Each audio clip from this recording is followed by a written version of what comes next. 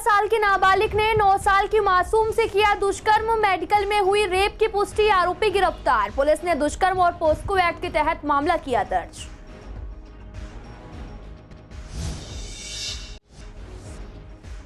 फरार चल रहे 4 में से 2 आरोपी गिरफ्तार। सिगरेट न देने पर चाकू से हमला करने का था मामला। 2 गुटों के बीच कई महीनों से चल रहा था झगड़ा।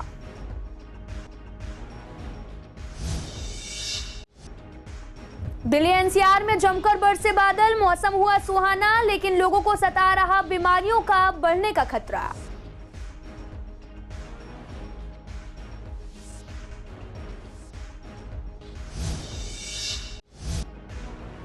गैंगस्टर हाशिम बाबा गिरोह का शार्प शूटर मौजपुर से गिरफ्तार। आरोपी से ऑटोमेटिक पिस्टल, 6 कारतूस और 1 स्कूटी बरामद। हाशिम बाबा के लिए रंगदारी वसूलता था आरोपी।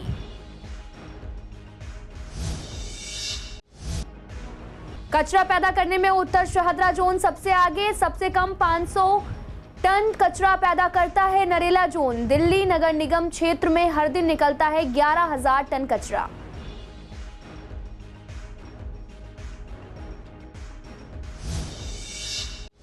नमस्कार, मैं आपके साथ अंकिता बाल। आप सभी का पूर्व दिल्ली खास में एक बार फिर से स्वागत है। रुक करते हैं खबरों की तरफ। कल्याणपुर इलाके में 16 साल के एक नाबालिग को बच्ची के साथ दुष्कर्म करने के आरोप में पुलिस ने गिरफ्तार किया है। शुक्रवार शाम बच्ची गली में खेल रही थी। साथ ही खेलने का बहाना बनाकर पड़ोस में रहने वाला आरोपी 9 साल की मासूम को पार्क के पास एक खाली घर में ले गया, जहां उसने वारदात को अंजाम दिया। विरोध करने पर उसने बच्ची की पिटाई भी कर दी। वहां से भागकर बच्ची ने अपनी जान बचाई। पीड़िता की मां की शिकायत पर कल्याणपुरी थाना पुलिस ने दुष्कर्म और पोस्को की धाराओं में एफआईआर दर्ज की है। पीड़ित बच्ची परिवार के साथ में कल्याणपुरी थाना इलाके में रहती है और 4th क्लास में पढ़ती है। बच्ची को एलबीएस अस्पताल में भर्ती कराया गया, जहां मेडिकल में दुष्कर्म की पुष्टि हुई। पुलिस ने बच्ची की काउंसलिंग भी करवाई है। नंदनगरी इलाके में 28 अप्रैल की रात सिगरेट न देने पर 22 साल के फहीम पर चाकू से हमला करने के मामले में फरार चल रहे 4 आरोपियों में से 2 को पुलिस ने गिरफ्तार कर लिया है। North DCP doctor Joy Tirkey ने बताया कि गिरफ्तार आरोपियों में रविंदर और चेतन उर्फ लक्की है। 29 साल का रविंदर नंदनगरी झुग्गी और 21 साल का चेतन नंदनगरी ई ब्लॉक का रहने वाला है। पुलिस का कहना है कि दोनों गुटों के बीच में करीब 5 महीने से छोटी छोटी बात को लेकर झगड़ा चलता रहता था। 28 अप्रैल की रात नंदनगरी ई ब्लॉक के पार्क में फहीम सिगरेट पी रहा था, तभी वहां दूसरे गुट के 4 लड़के आ गए। फहीम ने सिगरेट देने से इनकार किया। इसी बात को लेकर झगड़ा हो गया और प्रेम को पकड़ा और एक ने उस पर चाकू से हमला कर दिया। पूर्वी दिल्ली के लोग पिछले कई दिनों से गर्मी से परेशान हैं। तेज धूप और गर्मी लोगों को बेहाल कर रही है, लेकिन आज हुई बारिश से लोगों को गर्मी से राहत मिलने के साथ में मौसम काफी सुहाना हो गया। मौसम के इस बदलाव से लोग काफी खुश हैं और इस बारे में हमारे संवाददाता ने लोगों से बातचीत की। लोगों का कहना है कि अभी 2-3 दिन ऐसे ही बरसात होनी चाहिए और जिससे गर्मी से निजात मिल सकेगी। वहीं कुछ लोग मानते हैं कि इस बरसात के बाद में बीमारियां भी लगातार बढ़ जाती हैं। मौसम काफ़ी अच्छा है। जिस प्रकार गर्मी हो रही थी और टेम्परेचर जो है 40-45 के आसपास हो रहा था, तो काफ़ी निजात मिली है। पर लेकिन ये बेमौसमी बारिश है। मौसम तो वैसे सुहावना हो गया है, गर्मी से निजात भी मिल गई है, लेकिन मेन चीज़ ये है कि इसमें जो गेहूँ है उनको नुकसान हुआ है। बीमारियों का भी डर है इसमें। अब ये जैसे बारिश हो रही है तो इसमें जैसे आपके लूज मोशन वगैरह हो गए या खस्सी, नज़ला, जुकाम, बुखार, ये अब इसमें बीमारियाँ ज़्यादा बढ़ेंगी मौसम खराब की वजह से, क्योंकि ये बेमौसमी बारिश हुई है। नहीं, सुहाना तो हुआ है, लेकिन इससे बीमारी भी आएगी इससे। अच्छा। हाँ, बीमारी जरूर आएगी। अभी क्या लगा, जैसे पहले बहुत ज़्यादा गर्मी थी पीछे, इससे वायरल फीवर आएगा। वायरल फीवर इससे जो है फैलने की उम्मीद है थोड़ी। लेकिन राहत मिली है कहीं ना कहीं। हाँ, वैसे राहत मिली है। वैसे गर्मी से राहत मिली है। वैसे गर्मी से भी राहत मिली है, लेकिन वैसे भी सीधा बरस रहा है, कोई ऐसी नुकसान किसी बात का नहीं है। बस ठीक है, मौसम थोड़ा 2-4 दिन तो रहना चाहिए ऐसा। नहीं, उमस नहीं बढ़ने की, उमस नहीं बढ़ने की। मौसम 2-3 दिन से ठीक चल रहा है। प्रॉब्लम सही थी, खांसी वगैरह की जो प्रॉब्लम हो रही थी, और गर्मी बहुत थी, गर्मी बहुत ज़्यादा हो रही थी। काफ़ी मिली है, होनी चाहिए बरसात, राहत मिलेगी। उत्तर पूर्वी दिल्ली के स्पेशल स्टाफ ने गैंगस्टर हाशिम बाबा गिरोह के शार्प शूटर को गिरफ्तार किया। बदमाश की पहचान फैजान खान उर्फ मॉडल के रूप में हुई है। आपको बता दें कि पुलिस ने उसके पास से एक ऑटोमेटिक पिस्टल, 6 कारतूस और 1 स्कूटी बरामद की। वह बाबा के इशारे पर इलाके में रंगदारी वसूला करता था। जिले के डीसीपी जॉय तिर्की ने बताया कि इसके खिलाफ पहले से ही हत्या के प्रयास की धारा में मामला दर्ज है। स्पेशल स्टाफ के नितिन वत्स को भी इसकी इन्फॉर्मेशन मिली थी। ये आरोपी दोबारा इलाके में आ रहा है और इसको लेकर मौजपुर से गिरफ्तार किया गया। दिल्ली नगर निगम के कुल 12 जोन में से सबसे ज्यादा कचरा निगम के उत्तर शहदा जोन में निकलता है।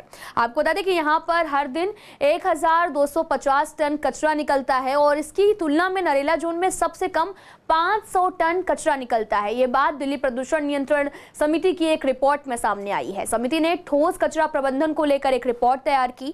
इसमें दिल्ली नगर निगम के अलग अलग जोन से निकलने वाले ठोस कचरे की सूची तैयार की गई। इस रिपोर्ट में खुलासा हुआ कि राजधानी दिल्ली में ठोस कचरे का प्रबंधन एक बड़ी समस्या बन गया है। लंबे समय से ठोस कचरे को लैंडफिल साइट पर डंप किया जाता है और इसके चलते दिल्ली की 3 लैंडफिल साइट पर कचरे के बड़े पहाड़ भी खड़े हो गए हैं। दिल्ली नगर निगम क्षेत्र में हर दिन 11,000 टन कचरा निकलता है और इस कचरे का एक बड़ा हिस्सा अभी भी लैंडफिल साइट पर भेजा जा रहा है। जगतपुरी थाना इलाके में 27 अप्रैल की शाम में मोहम्मद सद्दाम पर फायरिंग करने के मामले में पुलिस ने 2 आरोपी को गिरफ्तार किया है। इनके पास से वारदात में इस्तेमाल पिस्तौल और कारतूस बरामद किए गए। इनके 3 साथियों की तलाश लगातार जारी है। 5 आरोपी सीसीटीवी फुटेज में कैद हो गए। और साथ ही आपको बता दें कि शाहदरा जिले के डीसीपी रोहित मीणा ने बताया कि गिरफ्तार आरोपियों में सैफुल अली 21 और इसका दोस्त साहिल उर्फ अंशु 19 साल का है। दोनों रानी गार्डन शास्त्री नगर गीता कॉलोनी के रहने वाले हैं। सैफुल पिता की बेकरी शॉप में काम करने में मदद करता है जबकि साहिल एसी रिपेयरिंग का काम करता है। वारदात में सद्दाम को गोली नहीं लगी थी और वे अपने घर के गेट पर खड़े थे जहां 5 आरोपी आए और उनमें से कजन के बारे में पता किया और एक ने इनके ऊपर गोलियां भी चलाई थी। पूर्वी दिल्ली के स्पेशल स्टाफ ने जाल बिछाकर 2 लोगों को ड्रग्स बेचते हुए रंगे हाथों गिरफ्तार किया। पुलिस को सूचना मिली थी कि ये बाहर से ड्रग्स लाकर शकरपुर इलाके में बेचा करते हैं। ड्रग्स को लेकर इलाके में काफी शिकायत भी आ चुकी हैं, जिन पर संज्ञान लेते हुए डीसीपी ने स्पेशल स्टाफ टीम गठित कर इलाके में नजर रखने के लिए कहा। स्पेशल स्टाफ के एक कांस्टेबल को सूचना मिली थी कि दोनों आरोपी शकरपुर और लक्ष्मीनगर आ रहे हैं और उनके पास से भारी मात्रा में ड्रग बरामद हुए हैं। पूर्वी दिल्ली के ज्वाला नगर में बने इंदिरा पार्क में पिछले काफी समय से समस्याओं का अंबार लगा हुआ है। लोगों का कहना है कि यहाँ ना तो साफ सफाई है और ना ही यहाँ पर कोई गार्ड दिखाई देता है, ना ही कोई माली है। यहाँ लाइट भी नहीं रहती, जिसके चलते शाम के समय में यहाँ पर असामाजिक तत्वों का जमावड़ा लगा रहता है। जब हमने इस बारे में काउंसलर पंकज लूथरा से बात की, उन्होंने बताया कि यहाँ पर सफाई का काम शुरू कर दिया गया। जल्द ही बाकी समस्याओं का भी समाधान किया जाएगा। पार्क को पूरी तरह से डेवलप किया जाएगा। माननीय हाई कोर्ट के आदेश के बाद इस पार्क का निर्माण हुआ। इस पार्क को अलंकृत पार्क करने के आदेश माननीय हाई कोर्ट के द्वारा दिए गए, लेकिन बड़ी दुर्भाग्य की बात है बार बार प्रशासन यहाँ कहें कि समझ नहीं आता कि इसको क्यों उजाड़ा क्यों जाता है। पिछले कई महीने से मैं लगातार कह रहा हूँ कि इस पार्क को उजाड़ा जा रहा है, उजाड़ा जा रहा है, कोई सुनवाई नहीं हो रही। आफ्टर ऑल कल मैंने एक वीडियो वायरल की जिसमें पार्क की बिल्कुल दुर्दशा दिखाई। देखो गंदगी है, पार्क में एक भी फूल का पौधा नहीं है। अलंकृत पार्क कह सकते हैं इसको। ग्रिल्ले काट के जानबूझकर गायब कर दी गई, फिर वापस आई। पेड़ की बहुत समस्या है, पेड़ काट देते हैं आए दिन। पंकज लूथरा जी जो है उनका कई बार देखा, जो भी पेड़ लगाते हैं पूरा बनता ही नहीं और भीड़ भाड़ भी नहीं हो पाती। गंदगी बहुत ज़्यादा है वहाँ, बहुत दिक्कत होती है। हाँ, ग्रिलों की चोरी बहुत हुई है। अभी जब हमें पता लगा है तो मैं इस बात से बहुत एक आदमी को बहुत 104 पारा को कवर कराना, एक 6 माली, तो मैं समझता हूँ इतनी आसान बात नहीं है। बहुत समय लगता है काम करने में, लेकिन फिर भी हम कुछ लोग मिल के काम कर लेते हैं। यहीं के लोग, रजिस्टर लोग काम कर लेते हैं। मेरे रामना लूथरा जी हैं, वो बेचारे सफाई लगे रहते हैं। और जब मुझे पता लगा और मैंने यहाँ देखा खुद जाके, तो दिक्कत तो थी। मैंने तुरंत वहाँ उनको बोला और मुझे पता लगा कि MTS के जो माली हैं वो कल से 950 के 950 दोबारा ज्वाइन कर रहे हैं और उसकी वजह से 15 माली हमें दोबारा हमारे वार्ड में काम करने के लिए मिल रहे हैं। हालांकि जो 6 माली मेरे पास थे, मैं अलग अलग जगह ना बेच के 6 के 6 माली मैंने सुबह पार्क में लगा दिए और आप देख सकते हैं पार्क की सफाई चल रही है और बहुत बड़ा पार्क है। मैं समझूँ एक पूरे पार्क में 6 माली होने चाहिए, 104 पार्कों में 6 माली हैं। तो मैं समझता हूँ कि कहीं ना कहीं समस्या तो हमें लेबर की भी है। अगर लेबर की समस्या नहीं होती तो हमें काम कराने में कोई दिक्कत नहीं है। अधिकारी से बात करते हैं तो छूटते ये बात करने सर हमारे में माली नहीं है, और बात उनकी प्रैक्टिकल है, माली नहीं है। हम डीसी साहब से बात कर रहे हैं, जितने स्टाफ हमारे साउथ में थे, जो हमारे इस वार्ड में थे, उतने अधिकारी, उतने कर्मचारी हमें चाहिए डीसी साहब से अभी आज। हाथीवाला शिव मंदिर सी ब्लॉक गली नंबर 3 खजूरी खास में 23 अप्रैल से चल रही श्रीमद् भागवत कथा का विधि विधान से समापन हुआ और साथ ही कथावाचक यशपाल जी महाराज ने अपनी मधुरवाणी से भक्तों के मन को मोह लिया और साथ ही भक्तगण भगवान की लीलाओं को सुनकर बहुत ही आनंदित भी हुए। आज श्रीमद् भागवत जी का समापन हुआ है। शिव मंदिर हाथीवाला खजूरी खास में ये भव्य आयोजन हो रहा था, जो 23 अप्रैल से लेकर के 30 अप्रैल तक इसका आयोजन हुआ और बहुत धूमधाम से ये आयोजन संपन्न हुआ है। इसमें हजारों भक्तों ने हिस्सा लिया, भागवत कथा सुनी, नाचे, झूमे, खूब आनंद मनाया और हवन हुआ विधिवत। हवन के बाद में पूर्णाहुति की गई है। पूर्णाहुति का मतलब ही होता है कि जो यज्ञ हमने किया, जो कार्य हमने किया, उसका पूरा फल हमको मिले। कोई कमी रह गई हो, कोई त्रुटियां रह गई हो, तो पूर्णाहुति करने से वो यज्ञ पूर्ण संपन्न माना जाता है। राजेश शर्मा जी, उमंग शर्मा जी और उनके पूरे परिवार का बहुत अच्छा सहयोग रहा इसमें। बाकी क्षेत्र का हर व्यक्ति इसमें रुचि लेता है और ये दूसरा वर्ष था इस बारी खजूरी खास में ये भागवत होने का। पूर्वी दिल्ली के कई इलाकों में आवारा जानवरों से लोग काफी परेशान हैं। सड़कों पर खुले में घूमने वाले ये जानवर राहगीरों के लिए परेशानियों का सबक बने हुए हैं और हमारे संवाददाता ने इलाके का जायजा लिया। लोगों का कहना है कि सड़कों पर आवारा घूमने वाली गाय कहीं भी बैठ जाती हैं या फिर सड़क के बीचों बीच बैठ जाती हैं और इस वजह से कई बार जाम भी लग जाता है। कई बार ये घूमते हुए अचानक वाहनों के सामने आ जाती हैं, जिसकी वजह से एक्सीडेंट हो जाते हैं और इस मामले में कोई भी कार्रवाई नहीं की जाती है। दिक्कत तो बहुत होती है। आप लोगों के माध्यम से इस रूट में गाड़ियां भी चलनी शुरू हो गई, बस आने लगे। पहले भी आप लोगों के माध्यम, अब उस वजह से जाम हो तो बस वाले बेचारे आधा घंटा तक बीच में बैठी रहती है गौ माता और हॉर्न बजाते रहते हैं। अब परेशानी तो है ही, सबको है। कई बार हादसा भी होने का डर रहता है, लग भी जाती है लोगों को। बहुत और लोग बीच सड़क पे खड़ी होकर गाड़ी खड़ी करके वहीं पे गौ माता को रोटी खिला रहे हैं, कुछ डाल रहे हैं, मटर के छिलके डाल रहे हैं। उससे ज़्यादा परेशानी होती है। गाड़ी खड़ी है, जाम लग गया। तो उन्होंने पहले गाड़ियों से कब्जा कर रखा है। वहाँ पे फिर टेंट लगा हुआ है एक, वो परमानेंट, वही गौतम कबीर के आगे ही लगाओ, एक टेंट सा लगा हुआ है, जैसे भंडारा करते हो। किसी का एक्सीडेंट होता है, किसी का कुछ होता है, रास्ते में लोग नहीं जा पाते हैं, ड्यूटी जा रहे हैं, तो इन्हें दिक्कत होती है लोगों को। ट्रैफिक पूरा जाम हो जाता है और इनके लिए गवर्नमेंट कुछ नहीं सोच रही है। गायों के लिए कोई आवास बनाए इनके लिए, गवर्नमेंट के हाथ में सब कुछ है। मान लो प्रधानमंत्री जी हैं, वैसे भी हैं, मान लो कि दिल्ली की सरकार है, ये गायों के मामले में कुछ नहीं सोचती। पशुओं के मामले में इनके लिए अलग बना के व्यवस्था करें। इनके लिए जैसे रोडों पे घूम रही हैं वैसे घूम रही है, इनसे तो बढ़िया इनका वो रहेगा।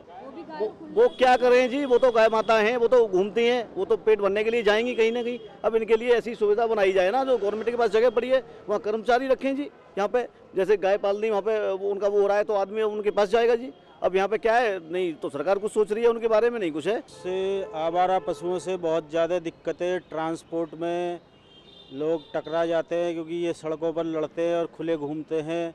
इससे गंदगी भी होती है सड़कों पर, जहाँ ये मतलब बैठते हैं आके रोड पे, और बीच रोड में ही बैठ जाते हैं कभी कभी। तो कई बार ऐसा हुआ है कि मैं खुद टकरा गया हूँ इन पशुओं से।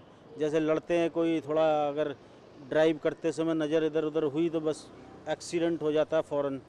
इसको गवर्नमेंट को भी मैं सजेशन दूँगा, गवर्नमेंट को इनके लिए एक मतलब जैसे गौशाला है या कोई इस तरह का प्रबंध करना चाहिए और मालिकों को भी इस पे ध्यान देना चाहिए। ऐसा नहीं है कि खाली गवर्नमेंट की ही जिम्मेदारी है, ये सभी जो पशुपालक हैं या जो इनके रक्षक हैं उनकी भी जिम्मेदारी बनती है इसमें।